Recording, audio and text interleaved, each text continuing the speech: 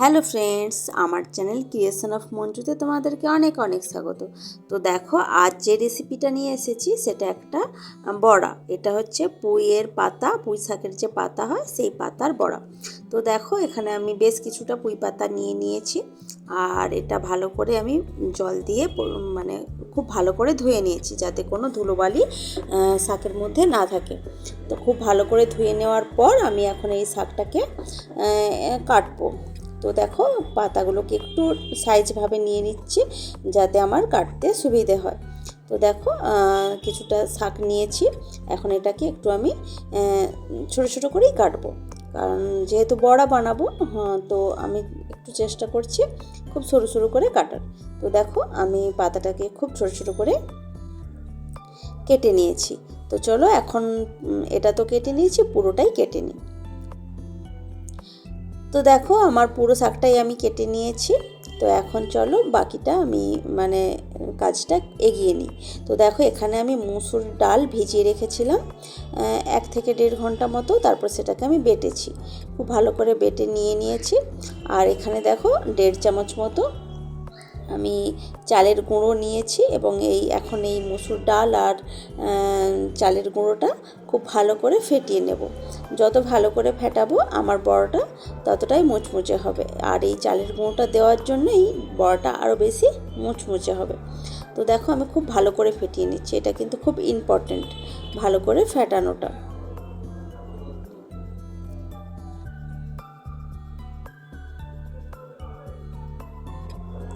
তো দেখো, আমার ডালটা তো ফেটানো হয়ে গেছে। এখন আমি এটার মধ্যে এই যে কুচনো শাকটা যে রেখেছিলাম সেটা দিয়ে দিলাম। আর এখন দেব আমি একটা পেঁয়াজ, কুচনো একটা পেঁয়াজ দিলাম, আর কিছুটা কুচিয়ে রাখা আমি এখন রসুন দিলাম, আর কিছুটা আদা কুড়িয়ে নিয়েছি সেটা দিয়ে দেব এখন। তো দেখো, আদাটা কোরানো, বাটা কিন্তু নয়। তো দিলাম, আর এখন দেব কিছুটা দুটোর মতো কাঁচা লঙ্কা কুচিয়ে নিয়েছি, ওই কাঁচা লঙ্কাটা দিলাম। এখন দিলাম হলুদ গুঁড়ো আর লঙ্কার গুঁড়ো, এটা জিরের গুঁড়ো। এখন দিলাম দেখো স্বাদ মতো নুন। নুনটা প্রত্যেকেরই নিজস্ব স্বাদ মতো দেওয়া যায়, এইটাই আর কি। তো দেখো, এই ডালটা এখন আমি এই সমস্ত মশলা, পেঁয়াজ, শাক যা কিছু আছে আমি ভালো করে এই ডালটার সাথে এখন মাখিয়ে নিচ্ছি। এটা কিন্তু আমি চামচে করে করছি না, হাত দিয়েই করছি, কারণ চামচে অতটা ভালো হবে না, হাত দিয়ে মাখানোটা খুব ভালো হবে। আর মাখানোটা যতটা ভালো হবে তাতে বড়াটা খেতে অনেক টেস্টি হবে।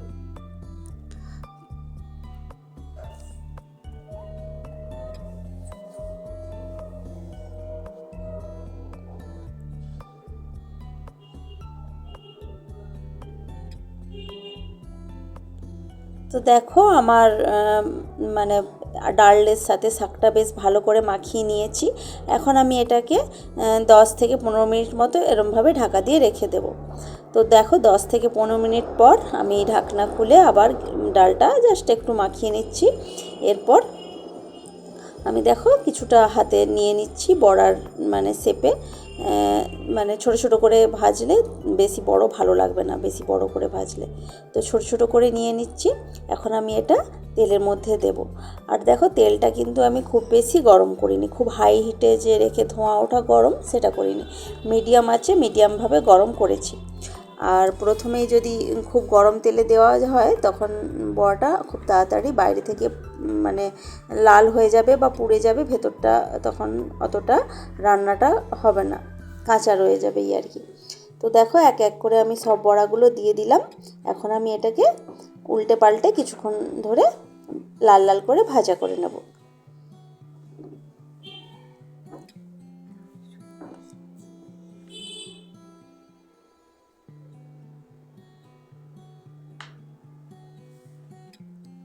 তো দেখো, আমার ওদিকটা তো ভাজা হয়ে গেছে অনেকটা। এখন আমি এই বড়াগুলোকে উল্টে দিচ্ছি। এটা কিন্তু গরম ভাতের সাথে খেতে ভীষণই ভালো লাগে, আবার চা কফির সাথেও খাওয়া যায়, তখনও ভালো লাগে।